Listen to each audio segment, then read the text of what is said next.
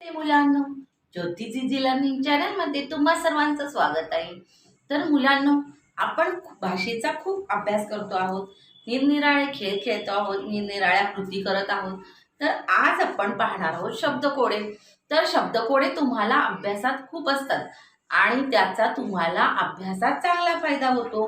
तर मुलांनो, खेळता खेळता तुम्ही हे शब्दकोडे पाहिलं तर तुमचा अभ्यास असाच होऊन जाईल। म्हणून चला तर मग पाहूया आपण शब्दकोड काय आहे आपलं शब्दकोड। आणि तुम्ही जर मागचे व्हिडिओज पाहिले नसतील तर नक्की पहा मुलांनो, तर तुम्हाला त्याचा फायदा होईल। आणि जास्तीत जास्त व्हिडिओ पाहण्यासाठी काय करायचंय तर चॅनलला सबस्क्राईब करायचंय। सबस्क्राईब कसं करायचं हे चित्रामधून दाखवलंय मुलांनो। रेड अक्षरात सबस्क्राईब लिहिलेलं आहे त्याच्यावर क्लिक करा आणि बेलचं चिन्ह येईल मुलांनो। तर बेलवर क्लिक केल्यानंतर तुम्हाला माझ्या सर्व व्हिडिओची सूचना येईल, मग तुम्ही माझा व्हिडिओ लगेच पाहू शकाल मुलांनो। चला तर मग पाहूया आपण शब्दकोडे। तर पहा, आपला विषय आहे आज मराठी आणि आपण काय करणार आहोत सांगितलंच मी तुम्हाला, शब्दकोडे सोडवणार आहोत आपण। तर रिकाम्या चौकोनात योग्य अक्षरे लिहून योग्य शब्द तयार करायचे आपल्याला। तर भाषेमध्ये आपल्याला खूप शब्द लागतात आणि शब्दांशी खेळल्याशिवाय आपली भाषा नीट होत नाही। त्यासाठी आपल्याला शब्दकोड सोडवायचे मुलांनो। चला तर मग, आणि हे तुमच्या अभ्यासात सुद्धा आहे मुलांनो। चला मग आपण शब्दकोड पाहूया। पहिलं काय आहे पहा, कारल्याची चव। तर तुम्ही कधी कारलं खाल्लं आहात काय? घरी केलेलं कारल्याची भाजी खाल्ली तर कशी असते त्याची चव मुलांनो? तर त्याची चव कडू असते, माहित आहे ना तुम्हाला? तुम्ही अजिबात खात नसाल कारले, तर काय कारल्याची चव कशी असते?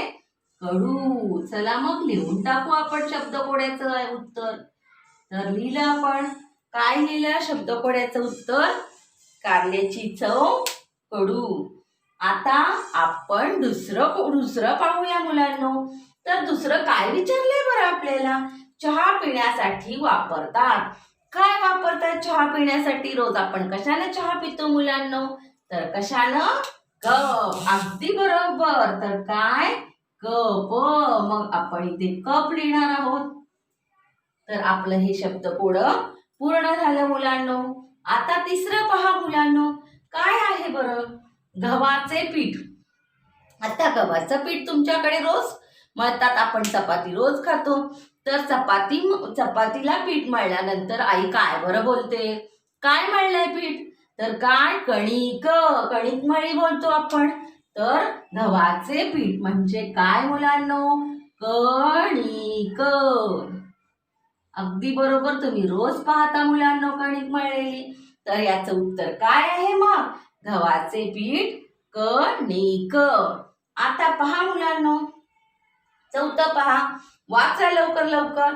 पदार्थ तळतात ते भांडे। तर तुम्ही पाहता घरी आई तुमच्यासाठी काही ना काही तळत असते। तर कशात बरं तळतात पदार्थ? तर कशामध्ये तळतात पाहिलंच असेल तुम्ही नक्की। तर कशामध्ये? 3 अक्षरी शब्द आहे आपला, 3 चौकोन आहेत। तर कढई। कशात तळतात? कढई। बरोबर मुलांनो। तर काय? कढई। कढईत तळतात। तुम्ही नक्की बघितली असेल घरात कढई मुलांनो। आता पहा मुलांनो पुढचं, तर काय आहे? लाकूड कापण्याचे एक हत्यार। तर लाकूड कापताना कधी पाहिलंय का तुम्ही? किंवा त्याचं काय नाव असेल बरं? तर त्याचं नाव काय आहे? करवत। 4 अक्षरी शब्द आहे मुलांनो आपला, आणि त्याचं नाव काय आहे? करवत। अगदी बरोबर मुलांनो। तर काय म्हणायचंय याला? करवत। करवत। तर हे आपलं शब्दकोड पूर्ण झालं मुलांनो। चला तर मग एकदा वाचून घेऊ आपण। तर बोला तर मग, कारल्याची चव कडू। कसं असतं कारलं? कारल्याची चव कडू। आता चहा पिण्यासाठी वापरतात कप। गव्हाचे पीठ कसं असतं मुलांना? कसं काय म्हणतात त्याला गव्हाचं पीठ मळल्यानंतर? तर कणिक म्हणतात। गव्हाचे पीठ कणिक। आता पदार्थ तळतात ते भांडे कशात? कढई। तर लाकूड कापण्याचं एक हत्यार। करवत, करवतनं कापतात लाकूड. तर हे आपलं शब्दकोडं पूर्ण झालं मुलांनो. तर अशाच नवनवीन खेळांसाठी आपण सतत भेटणार आहोत. पण काय करायचंय मुलांनो, तुम्ही चॅनलला सबस्क्राईब करायचंय. तर तुम्ही माझे जास्तीत जास्त व्हिडिओ पाहू शकाल आणि आवडल्यास लाईक करायला कंटाळा करू नका मुलांनो. तर तुम्हाला जर कमेंट्स करायचे असतील तरी तुम्ही करू शकता मुलांनो. माझा व्हिडिओ पाहिलात त्याबद्दल धन्यवाद मुलांनो. भेटूया पुढच्या व्हिडिओमध्ये. बाय बाय मुलांनो.